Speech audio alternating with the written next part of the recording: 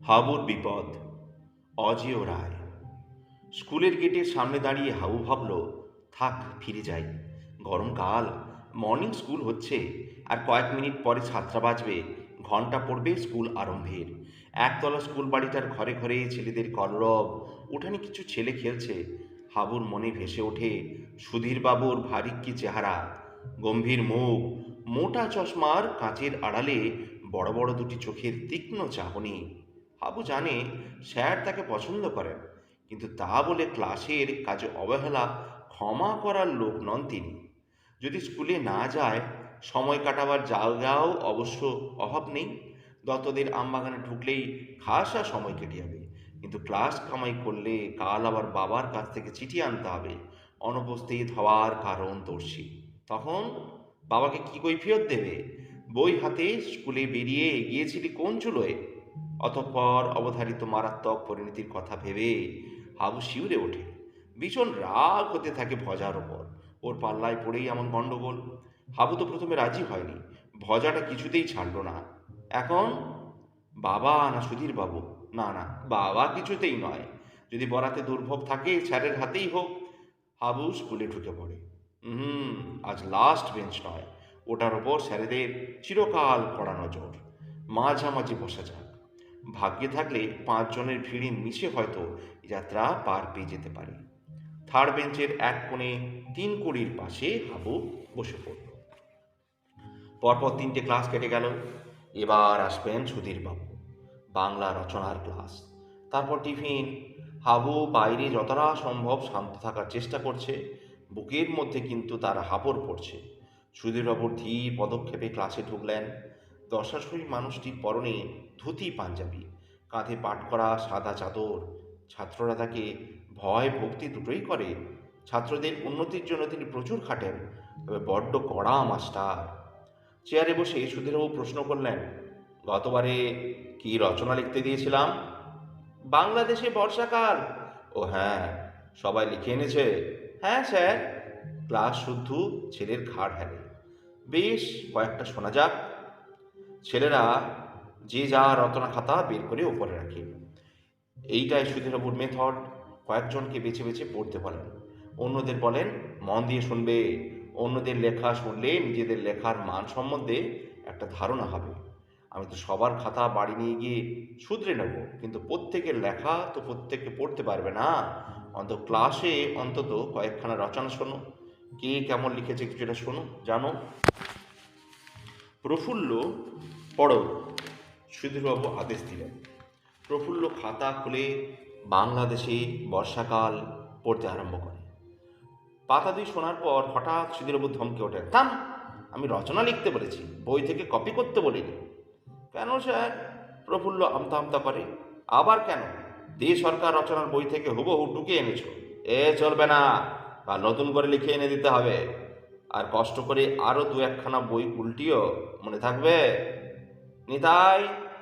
এবার তার লক্ষ্য লাস্ট বেঞ্চ। নিতাই নাম করা ফাঁকিবাজ। প্রথমটা ভান করলো যে শুনতেই পায়নি। নিতাই!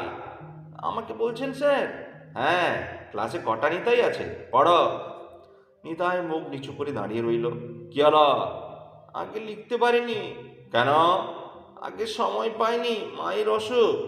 ও, তোমার বুঝি মায়ের সেবা করতে হয়েছে? 2 দিদি কি করছিল? আগে বারবার ডাক্তার ডাকা, ওষুধ আনা করতে হয়েছে কিনা বাবার মোটে সময় নেই, তাই। কি হয়েছে তোমার মায়ের? জ্বর, সর্দি, কাশি।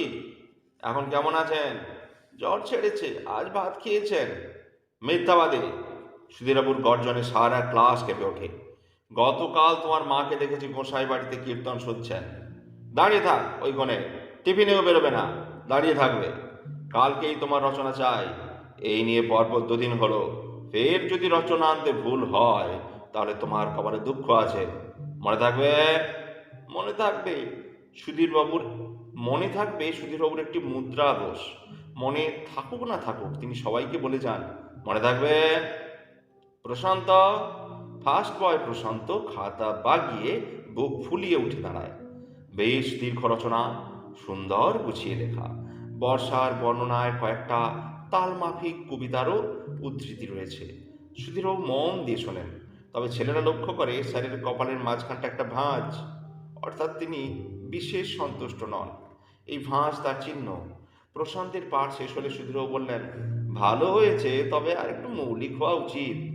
শুধু রচনা বইগুলোর ওপর নির্ভর করবে কেন? চাই নিজস্ব ভাব, ভাষা, নিজের অভিজ্ঞতার বর্ণনা। তবেই না রচনার প্রকৃত সাহিত্যিক মূল্য আসবে। মনে থাকবে। প্রশান্ত একটু ক্ষুণ্ণ হয়ে বসে পড়ে।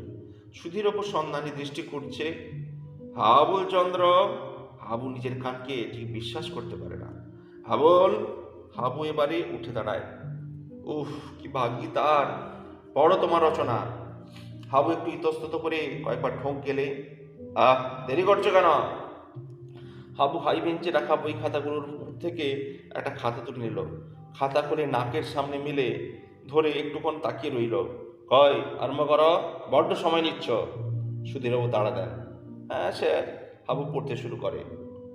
আষাঢ় শ্রাবণ এই 2 মাসকে বাংলাদেশে বর্ষাকাল বলে। এই 2 মাসে প্রচুর বৃষ্টি পড়ে, তাই এই ঋতুর নাম বর্ষা। বর্ষার আগে গ্রীষ্মকাল। প্রচণ্ড গরম পড়ে তখন। মাঠ ঘাট শুকিয়ে খটখটে হয়ে যায়। ডোবা পুকুরে জল যায় মরে। সূর্যের উত্তাপে মানুষজন, পশু পাখি, গাছপালা সবাই হাঁসফাঁস করতে থাকে। মাঝে মাঝে ঝড় বৃষ্টি হয় বটে, তবে বৃষ্টি 2-1 পশলা। ঝড়ের দাপটি বেশি। জ্যৈষ্ঠের শেষাশেষি আকাশে কালো মেঘ জমতে শুরু করে। আষাঢ় মাসে নামে অঝোর বৃষ্টিধারা। বর্ষা এসে সব কিছু ভিজিয়ে দেয়, প্রকৃতি স্নিগ্ধ হয়ে ওঠে। হাবু প্রথম দিকটাই ঠেকে ঠেকে আস্তে আস্তে পড়ছিল। ক্রমে তার পড়ার গতি বাড়ে, বেশ ঝরঝর করে পড়ে চলে। বর্ষা নামে বাংলাদেশের সব জায়গায়, শহরে গ্রামে জঙ্গলে পাহাড়ে। শহরে বর্ষা কোনোদিন দেখিনি, তবে গ্রামই থাকি কিনা, তাই প্রতি বছরই বর্ষাকালে গ্রামের অবস্থা কেমন হয় বেশ জানি। দেখতে দেখতে পচে যাওয়ার পুকুর, ডোবা, খাল, বিল জলে ভরে ওঠে। রাস্তাঘাট হয় কাদা প্যাচপ্যাচে। চলতে ফিরতে তখন ভারী অসুবিধা। কাগজে পড়েছি শহরের রাস্তা রাস্তা ভালো, কাদা হয় না, কিন্তু সেখানেও রাস্তায় জল জমে। কাগজে ছবি দেখেছি কলকাতার কোথাও কোথাও 1 কোমর জল দাঁড়িয়ে গেছে। লোকে নৌকা চালাচ্ছে। আয়, তিন করে মুখ নামাও। সুধীরবাবু থমকে ওঠেন। তিন করি হাঁ করে হাবুর খাতার পানে চেয়েছিল। তৎক্ষণাৎ ঘাড় নামায়। হাবু চমকে পড়া বন্ধ করে। তারপর? সুধীরবাবু চেয়ারে হালান দিয়ে আরাম করে বসেন। হাবু আরম্ভ করতে একটু দেরি করে খাতার উপর চোখ রেখে দাঁড়িয়ে থাকে। কি হলো? নিশ্চয় নিজের হাতের লেখা নিজেই পড়তে পারছো না? না, বকিয়ে বকিয়েও হাতের লেখাটার উন্নতি করা গেল না ছেলেটার। সুধীরবাবু ভাবেন। হাবু আবার পড়ে। তবে বর্ষাকালে চাষিদের মনে ভারী ফুর্তি। বৃষ্টি ভালো হলে চাষ ভালো হবে, অনেক ফসল উঠবে ঘরে। যে বছর বৃষ্টি কম হয় সেবার তাদের মাথায় হাত। বাগদিপাড়ার রামু অনাবৃষ্টির বছরে আমাদের গোলা থেকে ধান নিয়ে যায়, নইলে যে তার ছেলে বউ না খেতে পেয়ে মরবে। বেশি বৃষ্টির আবার বিপদ আছে, নদীতে বন্যা হয়। আগের বছর আমাদের গাঁয়ে পাশে খরস্রোতা নদীতে বান ডাকলো। দুপাশের মাঠ ভেসে গেল, কত শস্য ক্ষেত ডুবে নষ্ট হলো। গায়ের মধ্যেও জল ঢুকে গেছিল। ছোট ছোট অনেক মাটির ঘর পড়ে গেল। মাঝরাত্রিতে বান এসেছিল। ভাগ্যিস দুলে মাঝি হাঁক দিয়ে ডেকে সবাইকে সাবধান করে দিল, নইলে অনেকে ভেসে যেত। আমাদের বাড়িতে অনেক পরিবার এসে আশ্রয় নিয়েছিল সে রাতে। সুধীরবাবু মন দিয়ে শোনেন। খাসা লিখেছে, বইটইয়ের ধার ধারেনি, সব নিজের অভিজ্ঞতা। ভাষাটিও সুন্দর, ভাষ্যটিও সুন্দর। ছেলেটা চর্চা রাখলে বড় হয়ে নির্ঘাত সাহিত্যিক হবে। ফার্স্ট বয় প্রশান্ত পাশের ছেলেটাকে কোনোই দিয়ে মৃজু খোঁচা মারল। শুনছিস? স্রেফ আবল তাবল, পয়েন্ট কই? সে ফিসফিসিয়ে বলে। তিন করে আবার ঊর্ধ্বকে পা বিস্ফারিত হাবুর মুখের দিকে চেয়েছিল। স্যারের ধমক শুনে মাথা নামায়। হাবু পড়ে যায়। বর্ষাকালে তার গ্রামের জীবনের নানা বিচিত্র কাহিনী। বর্ষায় নাকি অসুখ বিসুখ খুব বাড়ে, বিশেষত পেটের অসুখ ও সর্দি জ্বর। আর ডাক্তার বাবা নাকি না খাওয়ার সময় পান না তখন। তার ডাক্তার বাবা। গাছে গাছে নতুন পাতা বেরোয়, কখনো কখনো সারা রাত টিপ টিপ করে বৃষ্টি হয়, আর ব্যাঙগুলো পাল্লা দিয়ে হেঁড়ে গলায় গান চড়ে। হাবু শুয়ে কান পেতে শোনে, ভারী মজা লাগে। জলে গর্ত বুজে যাওয়ায় মাঝে মাঝে ঘরের দাওয়ায় সাপ উঠে আসে। প্রত্যেক বছরই গ্রামের দু একজনকে সাপে কামড়ায়। ভোরবেলা চাষিরা লাঙল কাঁধে হেঁট হেঁট করে গরু তাড়িয়ে খেতে যায়। দুপুরেও মাঠে থাকে, তাদের ঘরের লোক ভাত নিয়ে যায় দুপুরে খাবার জন্য। আরও অনেক কিছু লিখেছে সে। মাঝে মাঝে পাতা উল্টিয়ে বলে চলে, বর্ষাকালে গ্রামে তাদের কী সব পালা পার্বণ ব্রত হয়। ওই সময় স্কুলে নাকি ছাত্র কম আসে, তাদের খেতে রোজ কাজ করতে হয়, তাই ছুটি নেয়। হাবুর কাজ করার দরকার নেই, তাই রোজ স্কুলে আসতে বাধ্য হয়। এমনি কত কি। হাবুর রচনা শেষ হলো। সুধীরবাবু স্মিত মুখে বললেন, বেশ হয়েছে, নিজের লেখা জিনিস লিখেছ, খুব ভালো, তবে আর একটু গুছিয়ে লেখা দরকার। তিনি ঘড়ি দেখলেন, ক্লাস শেষ হতে এখনো 15 মিনিট বাকি। এবার সামনের সপ্তাহে রচনার বিষয়টি তিনি দিয়ে দেবেন, আর এই সপ্তাহের খাতাগুলো নিয়ে নেবেন সংশোধনের জন্য। হরিপদ, খাতা নাও। মনিটর হরিপদ প্রত্যেকের কাছে গিয়ে রচনা খাতা সংগ্রহ করতে লেগে যায়। সুধীরবাবু ভাবেন, আসছে বারে কি রচনা দেওয়া যায়। ঠিক আছে, দুর্গাপূজা। দুর্গাপূজার পৌরাণিক আখ্যানটা বলে দেবেন ক্লাসে। স্যার, হাবু খাতা দিচ্ছে না। হরিপদর ডাকে সুধীরবাবু অবাক হন। কেন? তা জানি না, বলছে কালকে দেব। হাবল। হাবু উঠে দাঁড়ায়। খাতা দিচ্ছ না কেন? হাবুর মুখে কথা নেই। কি উত্তর দাও? আগে ভালো করে লিখে কালকে। দেখি খাতাটা।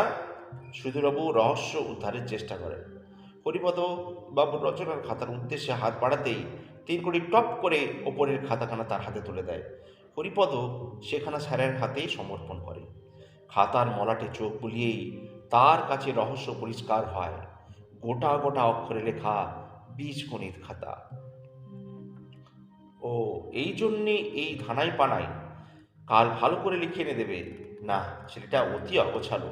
তিনি পই পই করে সবাইকে বলে দিয়েছেন, একটা আলাদা রচনা খাতা করবে, যা তা খাতায় লিখবে না। 2 সপ্তাহে একটা বাংলা রচনার ক্লাস। তিনি সমস্ত খাতা বাড়ি নিয়ে যান, ভালো করে সংশোধন করে 3-4 দিন পরে খাতা ফেরত দেন। এবার অবশ্য ফেরত দিতে আরও 3 দিন বেশি লেগেছিল।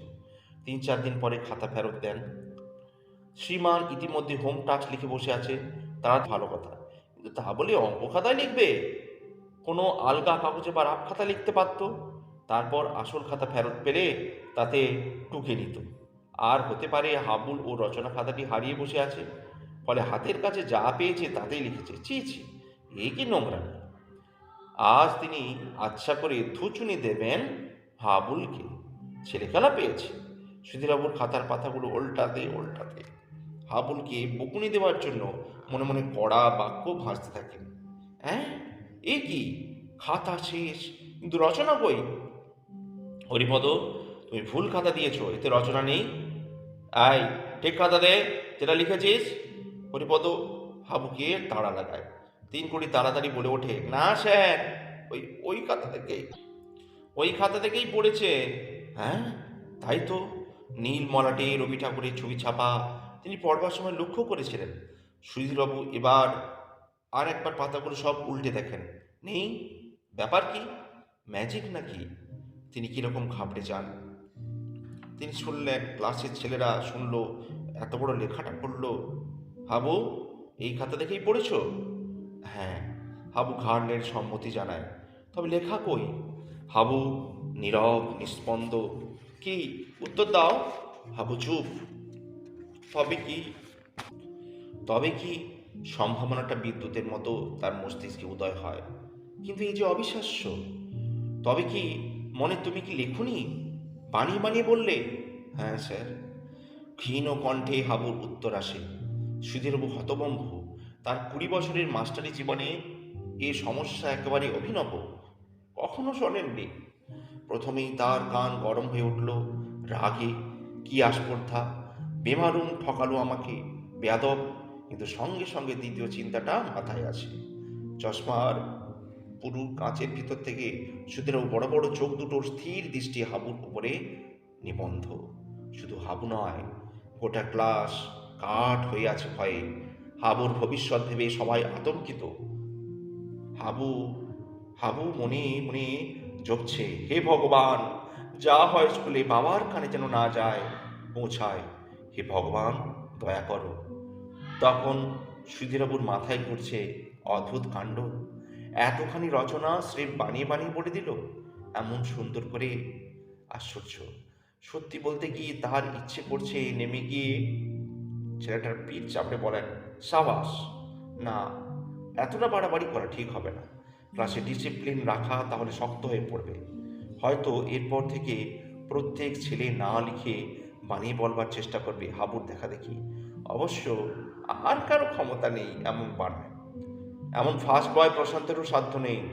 থমথমে মুখে গুরুগম্ভীর হয়ে সুধীরবাবু বললেন, কি লেখনি কেন?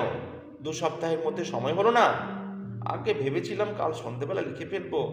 আবু মিনমিন করে, কিন্তু গোপালপুরে মেলায় গিয়েছিলাম বিকেলে, ফিরতে রাত হয়ে গেল। এসে দেখি খেতে দিচ্ছে, খেয়ে উঠে পড়া বাবার বারণ, তাই তা সোজাসুজি স্বীকার করলেই পারতে। ভেবেছিলাম করব, তো তারপর বুঝি বুদ্ধি জাগলো। না স্যার, হঠাৎ কেমন গুলিয়ে গেল। আর কখনো হবে না স্যার। হাবুর কণ্ঠে কান্নার আভাস। বেশ, মনে থাকে যেন। কাল আমার রচনা চাই, ঠিক যা যা বললে সব পরিষ্কার করে লিখে আনবে, মনে থাকবে? হাসা বলেছ।